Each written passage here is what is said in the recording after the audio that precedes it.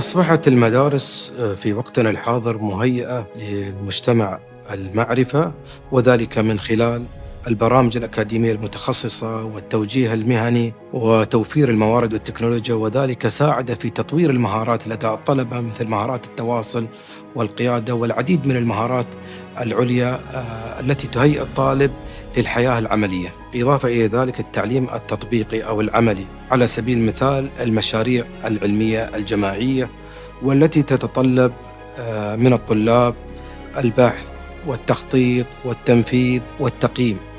أضف إلى ذلك الرحلات والزيارات الميدانية للمتاحف والمحميات الطبيعية والمصانع وورش العمل والشراكات المجتمعية.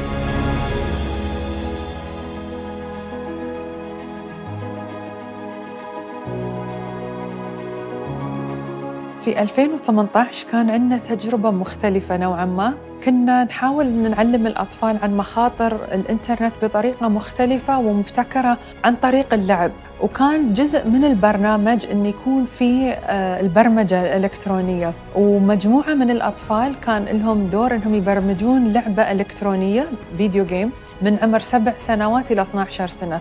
وكانت المفاجأة أن كيف الأطفال صمموا اللعبة كاملة وبرمجوها، وكان هذا النجاح المبهر دافع أن نستمر بطريقة مبتكرة، أن نعلم الأطفال بطريقة مختلفة هم يستمتعون فيها.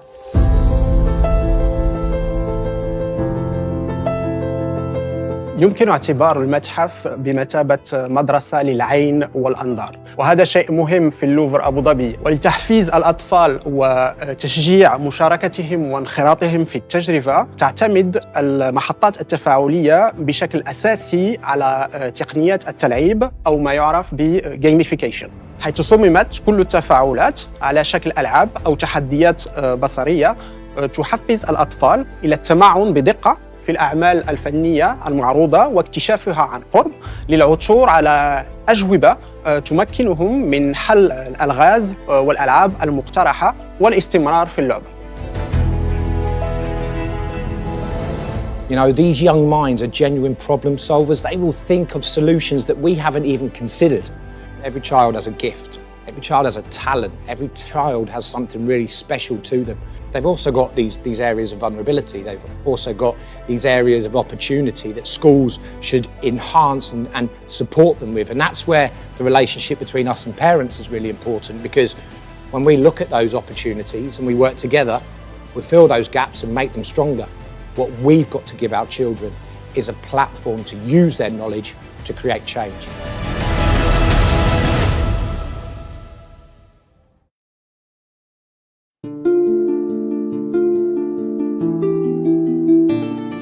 بسم الله الرحمن الرحيم.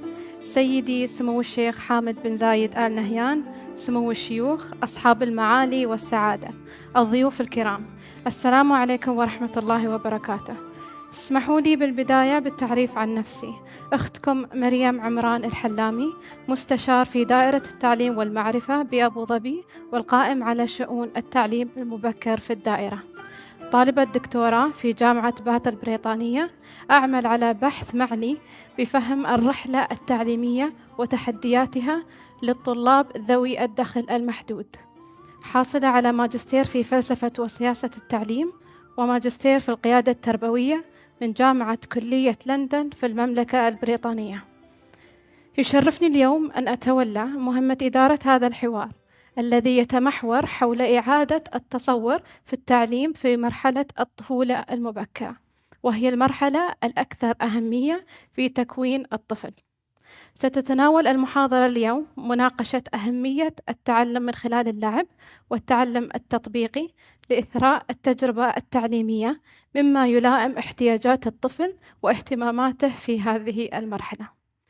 نستضيف اليوم الخبير العالمي في مجال الطفولة المبكرة بروفيسور جراوس.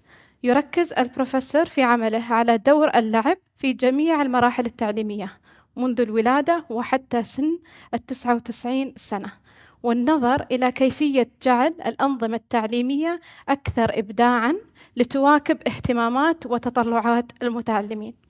ألفت عنايتكم الكريمة إلى أن المحاضرة ستكون باللغة الإنجليزية وبإمكانكم استخدام السماعات لمتابعة الترجمة الفورية. واسمحوا لي الآن بأن أتحدث باللغة الإنجليزية. Your Highnesses, Excellencies, ladies and gentlemen, it brings me great honor to introduce a pioneer in the field of early education, Professor Geir Graus, OBE, who brings his deep knowledge in early childhood to put play at the center of learning. The lecture today will focus on the important role that play and experience have in transforming the learning experience of learners. Professor Geir Graus is the first Global Director of Education at Kidzania and the founding CEO of the Children's University. And now we welcome Professor Geir Graus to start the lecture. Thank you so much. Your Highnesses, Your Excellencies, ladies and gentlemen, firstly, it's an absolute privilege to be here today. Thank you so much for the invitation. Secondly, a slight apology. I carry with me a good old-fashioned British cold, so if my voice sounds a little bit croaky, that's why. I've come to talk a little bit about children today, really, because I think when we talk about education and schooling, we very often talk about the system, the building, the test, the league table. I was talking to Andrea Schleicher the other day, the education director of OECD, who talks a lot about PISA league tables. But I'd like to think about children, and particularly the early years of childhood. And actually, maybe not just the early years of childhood, because one of the things that we do with our children is we put them in boxes, don't we? We put them in jars. They are little, and then they're not so little, and then they're a little bit older, and then they go to university. And we pass the parcel a little bit. So I'd like to think 0 to 99, but let's have a little focus on the 0 and the first few years, because when you built that beautiful mosque next door, one of the reasons it's beautiful is because the foundations were strong. And one of the reasons trees grow tall is because the roots have a chance to set. So when we talk about the growing and the education of children, we need to think about the foundations and how we can make them as good as possible. So firstly, this is me. I was a teacher, I became an advisor, an inspector, education director, and then kind of left the system and started working in learning outside the classroom, including in museums, not quite like the Louvre, but not far off. And that was how I was described once, and I love this. So this is on my office door, okay? And I think it's really important, our office doors, and one of the things I'd like you to think about when today is over is what's on your door. And one of the things we put on our door far too much is what we do, and not who we are. And perhaps when it comes to children, we need to ask the question, who would you like to be? Rather than what would you like to do? Because I think the who question is about values and principles. Today there's a thread, and please, a thread of thoughts. And if anybody wants to talk more about the thread of thoughts afterwards, my contact details will be in there somewhere, or we can do it here. But that's the kind of thread. Where are we now? What about experience? How will we know whether it makes a difference?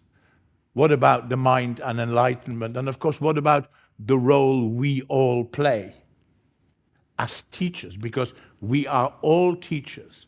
Because at some point, somewhere in our lives, there will be at least one child who will look to us for answers, for help. And at that moment in time, we all become teachers.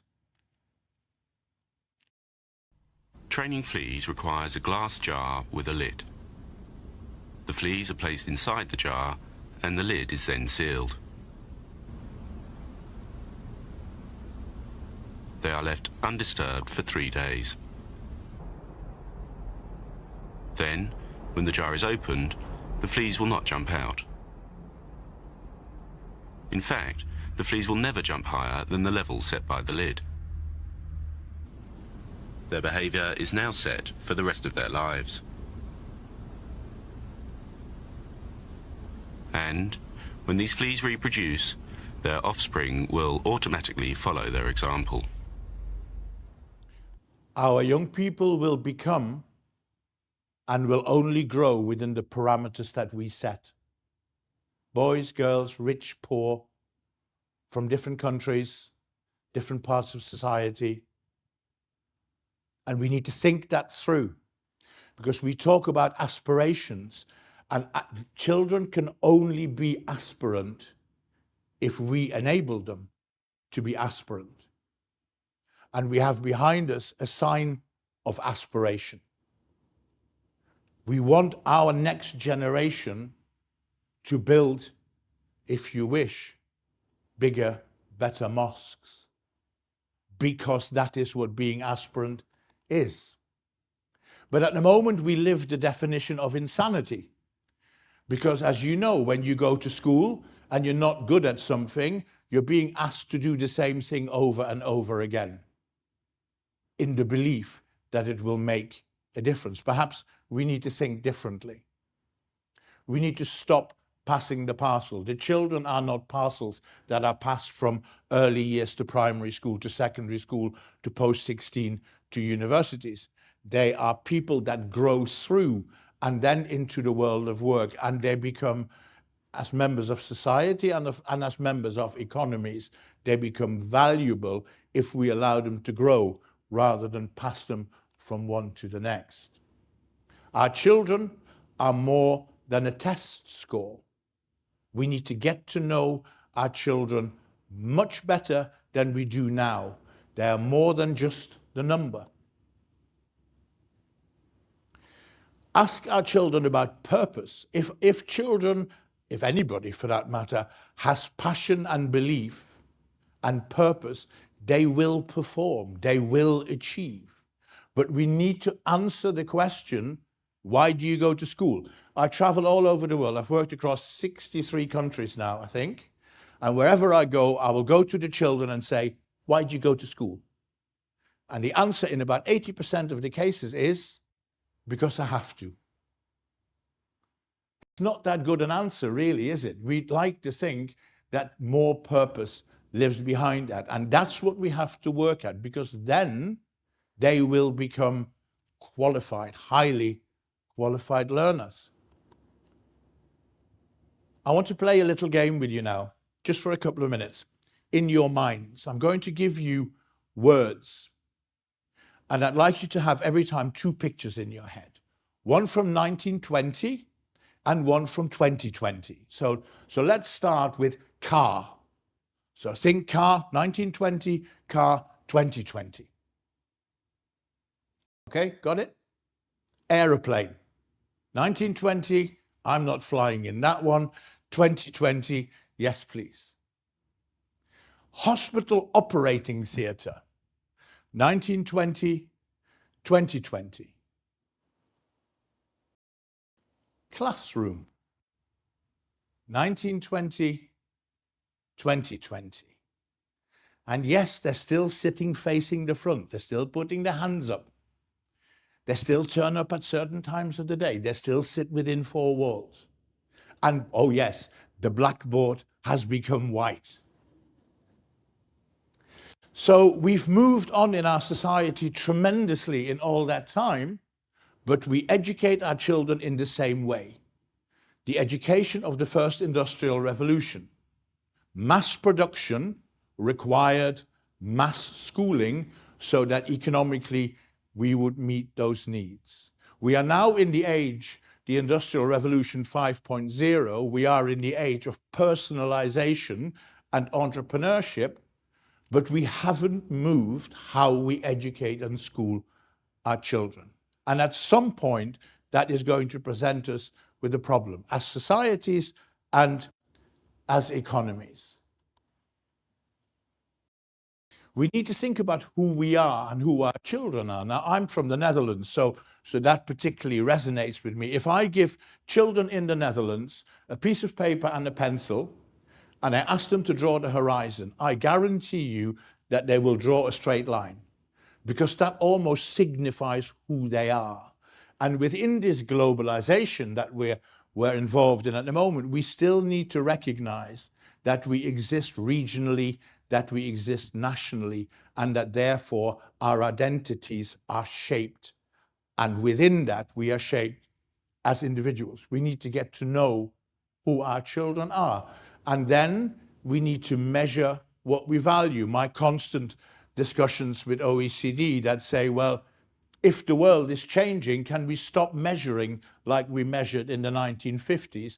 And can we start to look at measuring confidence? Because I'll come to that in a minute. Because confident children, children who are confident enough to go to museums and art galleries, will become better, more confident learners. Bring me a confident learner and I'll give you the best of grades possible. I'm one of the few female pilots. I've been to America, Spain, and I love every minute of it. Air traffic control has cleared us for takeoff. Okay, let's go.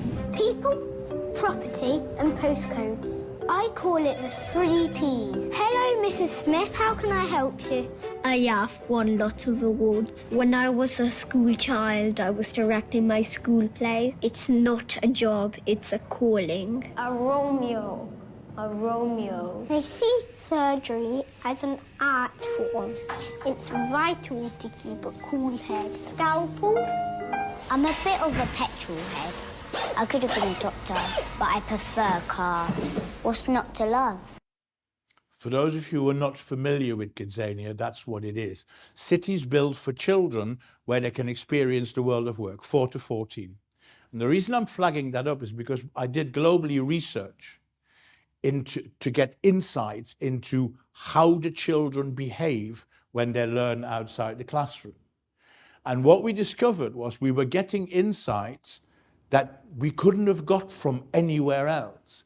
So I urge anybody who is involved in the education of children to look beyond the grades so that we get to know the children. When they come to Kidzania all over the world, they get a bracelet because you're meant to be learning independently. When they go into any of the activities, they log into the activity so that we can trace where they are. But I asked of the researchers, can you tell me what on the first visit of a child, what their first choice is? And of course they did. And the sample stands now globally at around 560,000 across 8 countries. Once we had that information, the question became, well, who are the children who've made those choices? Are they 4? Are they 14? Are they boys? Are they girls? Are they black? Are they white? Are they rich? Are they poor? Which country are they from? And the key findings were stark beyond belief. So firstly, all stereotypes were set at the age of 4. So if you go into the aeroplane, the pilot activity was 95% boys. The cabin crew activity was 90% girls. And so it went, entirely with stereotype from the age of 4. Okay? Now you think that in our schooling system at the moment, we talk about careers education with children from about the age of 14. So we allow the stereotype to cement itself for 10 years, and then we think we can really still make a difference in the way they think. The second finding was that there was almost no change in that behavior between 4 and 14-year-olds. 14-year-olds were making choices in exactly the same way. The third finding was that girls globally, across all the countries, regardless of their background, girls choose activities below their age range. 9-year-old girls choose 7-year-olds activities. 9-year-old boys choose 9 or 10-year-old activities.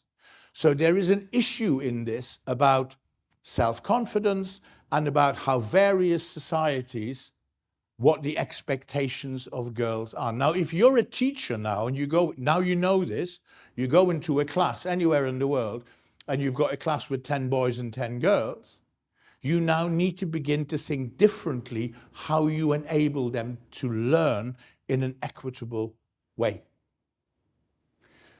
The next finding was that poor children make poor choices. The children from my wife's school, in one of the most disadvantaged areas of the United Kingdom, they've been to Kidzania, London more times than any other school because they got free tickets from me. No child ever chose the aeroplane, the operating theatre, or the television studio as their first choice. They chose working in the supermarket, making beds in the hotel, and being a courier.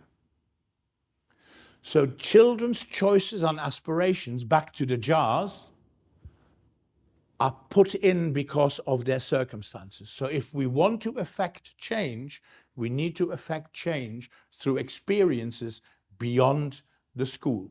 And then finally, which was an interesting finding, was that all over the world, children make the same choices. There were very few differences between the countries. So from Mexico to Mumbai to Moscow, that behavior was the same. So here you have insights that you cannot get through tests, but that should influence the way we educate and school and think. It's incredibly important. I have two daughters, one of them is sitting here at the front. And that finding of girls choosing below the age range kind of made me wake up and you think, well, what can I do about that? And of course, I can think my thing, but collectively, we can think better and we can enhance our system. So children can only aspire to what they know exists. And part of our education provision has to be that we collectively open windows, open doors, and widen horizons, that we provide experiences as much as we can. That we realize that not all classrooms have four walls. Key factor. And that we realize that museums and art galleries, that our cultural heritage is part of our education. And that we should make it, I make the plea, mandatory for every child in every society to feel that the museum, the gallery, and the library is their home, educationally as well as culturally. We need to understand that friendships are better than normal ships. Partnership is the way to work, and I have a particular issue with the world of work. Because every year, Imogen will get her exam results in a couple of weeks' time, and everybody will go, oh, brilliant, brilliant. And then every year, the world of work will say, they may be brilliant, but they haven't got the skills we need them to have. Okay, so what are you doing about it? Come off the fence, roll up your sleeves, and help us in the light of partnership, make it happen. Because it will make our societies and our economies better. We need to think not just in terms of return on investment, which tends to be short term. We need to think in terms of return on involvement, which is a long-term commitment to our growth as societies. And we need to remember that the purpose of education is that the mind, once enlightened, cannot again become dark. You cannot unread what you've read. And that surely has to be the most powerful aspect of education and schooling. So some years ago, I invented this thing called Children's University, which was focused on 4 to 14-year-olds from disadvantaged backgrounds, initially in the United Kingdom. And what happened was we worked with museums and libraries and galleries and farms and zoos and sports clubs, you name it, and we encouraged children and their families to visit out of school hours. And we gave them a passport, and the children could collect the credits in the passport, the hours they had spent learning outside the classroom. And then they would graduate with their mums and dads at a proper grown-up university. When we conducted the research with Cambridge University, guess what happened? The children and their families who volunteered to learn outside the classroom, of course, they became better learners. They became more confident. And of course, they therefore did better at school. But we'd given them purpose. What I didn't know at the time was that that was going to go global. And my last act with the Children's University was flying to Australia to witness the first graduation in Adelaide. So what is it that we should think around, apart from the grades and attendance and schooling? Perhaps we need to have a collective understanding of what is it that we want every 11-year-old to have experienced. So this is my list, but it's mine. When I go into schools, I put it on a whiteboard and I leave the rubber there because I want the staff in schools to think what their list would look like, how important those factors are, focusing on the young people, making them competent, productive citizens.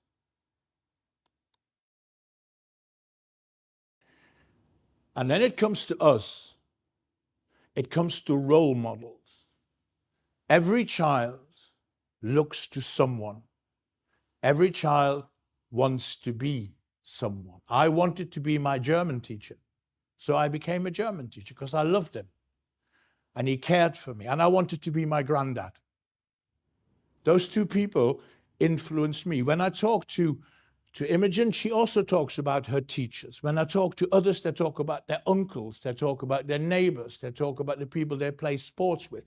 And sometimes what we don't realize is how important as adults we are and how serious we need to take the responsibility of being role models. When my eldest daughter, Anna, was 4 years old, in her first 4 years of life, I was everything. Daddy, daddy, daddy, daddy, daddy. Daddy this, daddy that. And then she went to little school and she came back. And all of a sudden she said, Mrs. Poole, Mrs. Poole, Mrs. Poole. And I'm going, who is this Mrs. Poole? Slightly jealous. But she was influenced and touched by other people. We do this all the time, but we're not necessarily aware of it. How good would it be if every single one of us knocks on the school door and says, can I come and give something? Can I be one of your co-educators? Because without us, it isn't going to work. And the notion that parents, sometimes I see it in the UK, can absolve their responsibility is wrong. Parents are the most important co-educators a child has, and parents must work with schools together for the benefit of their children. I think schools should set family homework so that everybody has to learn together. Try it. It can be quite good fun, as long as it isn't mathematics or science in my case, because I run a mile. We as adults need to remember that wonderful quote from The Little Prince. All grown-ups were once children, but only few of them remember it. We're very quick to condemn young people. We need to sit down in a corner sometimes and think that we were naughty too sometimes. Yeah, that we weren't always goody-goody. And here is evidence. I'm going to show you something now that is shocking. Somebody actually thought this was a good idea. So here you have evidence that there are adults who have totally and utterly forgotten what it was like to be a child. You imagine that you say to your children or grandchildren or nieces or nephews on a weekend, shall we go to that park, but don't bring your ball, don't bring your dog, and don't bring your bicycle? I don't think so. We have to remember what it is like to be a child. Our empathy is important. Our schools need to be more than a school. Like Barcelona Football Club is more than a club because it's owned by its members. Our schools need to be owned by us, by their communities and by their children. And then we can make a difference. And in many cases, particularly primary schools, tend to be at the center of communities anyway. It's a logical thing to do. So, a few takeaways. And these are the takeaways that I would give my children. And what's good enough for for my children is good enough for you in that sense. So there they are, Tom, Imogen, and Anna. What do I want education to do for them? I want my children to be able to cope with the unexpected items in the bagging area of life. Whatever comes at them, I want them to be so confident that they're not running away, but that they say, We'll work that out. We can do this proactively. That's what good schooling brings, the confidence, the skills, the qualification. I want them to think about now. We talk a lot about the future in education, and we forget that there are millions of children in school now. It is about now. And as Gandhi said, you know, the future depends on what we do today. I want my children to be kind. I want them to recognize how important kindness is in a world that sometimes doesn't feel very kind. Kindness is important. We need to lead by example. I want my children to be optimists. One of the things I've said to all three of my children, if at all possible, avoid negative people. Because negative people will find a problem for every solution. It drags you down. Stay optimistic. And I want them to listen to stories and tell their own, because stories are so important. When I was 9 years old, I sat outside my granddad's home. It was a sunny day. He was wearing corduroy trousers, the kitchen chair was blue, and the door behind him was brown. You know, one of those memories. I can feel the sun on my face if I close my eyes. And my granddad said to me, promise me you will always do your best at school. He didn't say, promise me you'll get top grades. My granddad was a coal miner. He had very bad lungs and his hands were arthritic. So being 9, you're programmed to say why. So I asked him why. And his answer was, because I don't want you to get hands like mine. That is the purpose of education, and that is what we owe our children. Thank you so much for having me here today.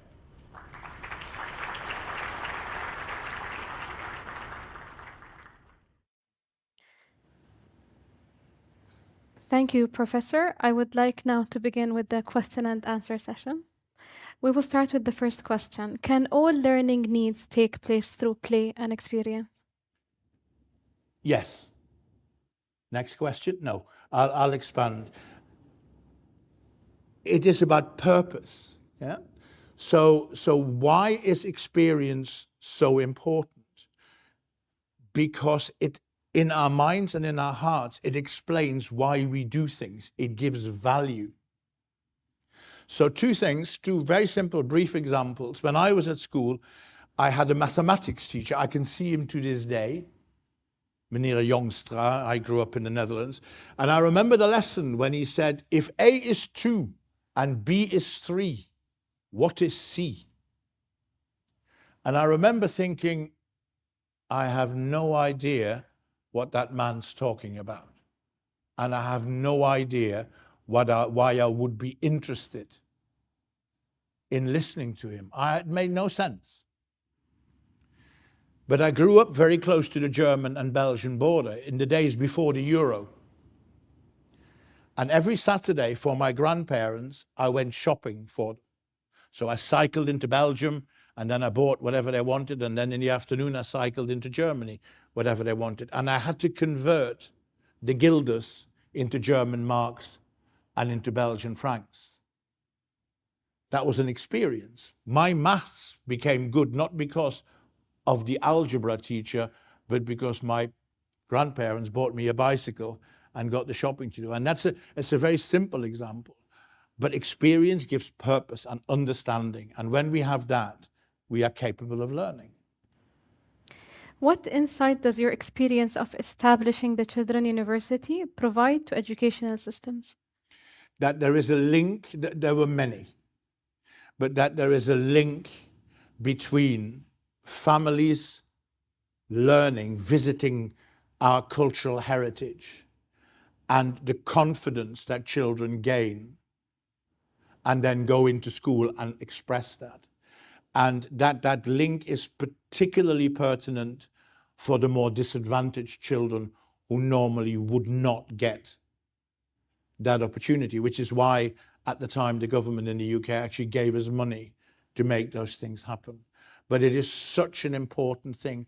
And linked to that, The graduations at universities, bearing in mind that this was predominantly for children from very disadvantaged backgrounds, the graduations at universities for those children and those parents became aspects of social mobility. Those parents had never been inside a university. Those children did not know what one was. They did then. So it helped them step up. So when experiencing Kidzania as a parent in Abu Dhabi, I noticed how the play experience were very contextualized. There was an ADNOC petrol station, there was a Majid magazine studio. Does context and culture matter in play? Totally. I have a very interesting example of this. So we did, when we opened in London, we did extensive research and we interviewed, I have no idea how many children, but many, many, many children. And one of the questions we asked them was, what are your favorite activities? And I was expecting a list, yeah, A, B, C, D. The answer we very surprisingly got was branded activities, i.e. sponsored activities. And I remember sitting down with a group of youngsters, about 8-year-olds, and say, I don't understand your answer. What do you mean by that? And the answer we got was, well, the aeroplane in London is British Airways. That's real. Kidzania Airways is not real. The newspaper in London is The Times. That's real. Kidzania newspaper is not real. So the conclusion I reached was that our children are far cleverer than we give them credit for. So the reality factor is absolutely key.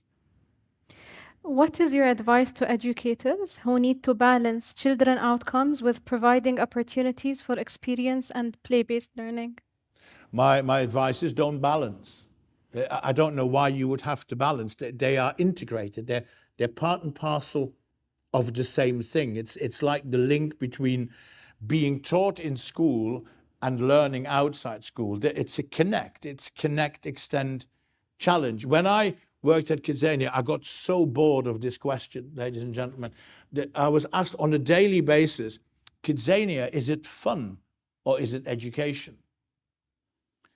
And my answer always was, why can't it be both at the same time? What's the matter with you people? Why are you asking that question? And I think that's the answer, isn't it? So experiential learning is not something that we do on Friday afternoon or Monday morning. It's there all the time. And teachers, 2 bits of advice. One is, if you're teaching children abstract concepts, the next 2 words need to be for example. Because what you then do through the story, you make learning visible. The minute you make learning visible, you're there. I think that's the key example. Thank you again, Professor, for your insightful participation. Play is critical in early learning, and as students progress through primary, secondary, and beyond, creativity and trust often declines, affecting transition into university and the workforce. We should collectively remember to preserve creativity within our systems and let learners' curiosity and the 1,000 questions children ask continue into adulthood. في الختام، تناولت محاضرة اليوم أهمية التعلم باللعب والتعلم من خلال التجربة في إثراء العملية التعليمية للطفل، وأهمية معرفة أطفالنا كي نقدم لهم منهج دراسي أنسب. نشكر البروفيسور على إثرائنا بالمعلومات القيمة وحضوركم الكريم على حسن استماعكم. والآن أود أن أدعو سيدي سمو الشيخ حامد بن زايد آل نهيان والمشاركين في الفيديو التقديمي للصعود على المنصة لأخذ صورة جماعية. والسلام عليكم ورحمة الله وبركاته.